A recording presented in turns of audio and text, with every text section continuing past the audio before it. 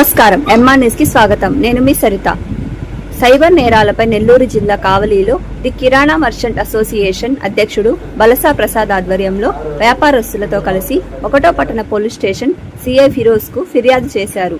లైసెన్సులు కట్టాలని, మేము ఫుడ్ ఆఫీసర్స్, తూనికలు కొలతలు, లేబర్ డిపార్ట్మెంట్, మున్సిపాలిటీ అధికారులమంటూ రాణా చౌదరి అనే వ్యక్తి నుంచి ఫోన్ కాల్స్ వస్తున్నాయని, ఫోన్పే ద్వారా డబ్బులు వేయాలంటూ బెదిరిస్తున్నారని, వారిపై తగిన చర్యలు తీసుకోవాలని సిఐను కోరారు.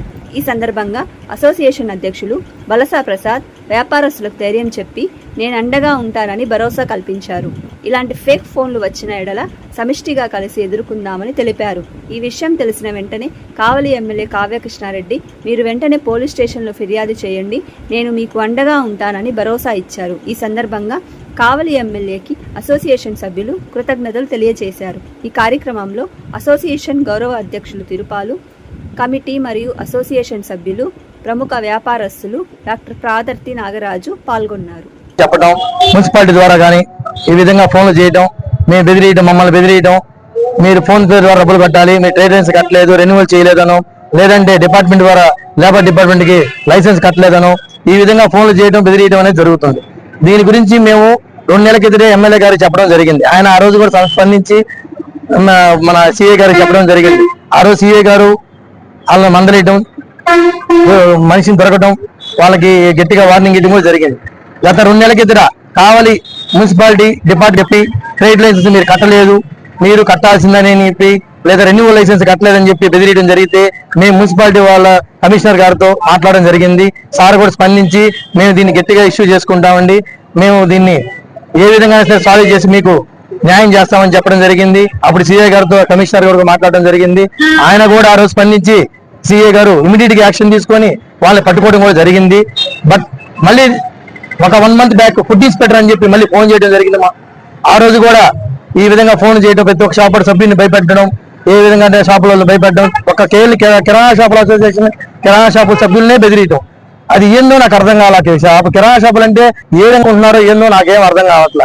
ప్రతి ఒక్కరు కూడా ప్రతి ఒక్క డిపార్ట్మెంట్ అని చెప్పడం, కిరాణా షాపులలో బెదిరియటం, ఫోన్లు చేయటం, మేము వచ్చున్నాము, ఈ షాప్ సీజ్ చేస్తాము, ఈ విధంగా బెదిరియటం, మా వాళ్ళు భయపెట్టడం, ఇదే 2 మంత్స్ నుంచి జరుగుతా ఉంది.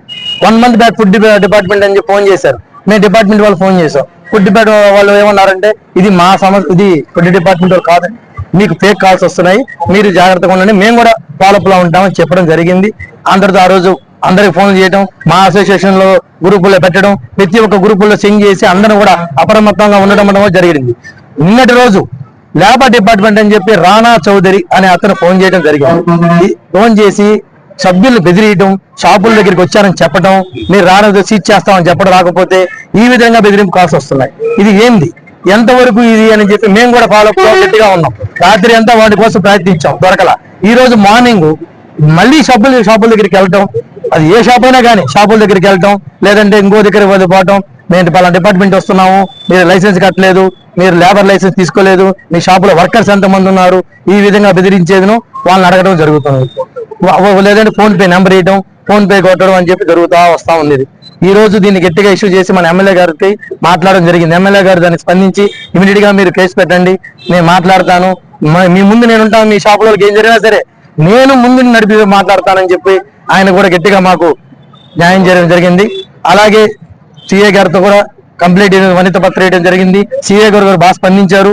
ఆయన కూడా నేను ఆల్రెడీ లాస్ట్ 2 months బ్యాక్ కావాలి మున్సిపాలిటీ వారు చెప్పగానే, నేను కమిషనర్ చెప్పగానే నేను ఫాలోఅప్ అయ్యానమ్మా, గట్టిగా చూశాను.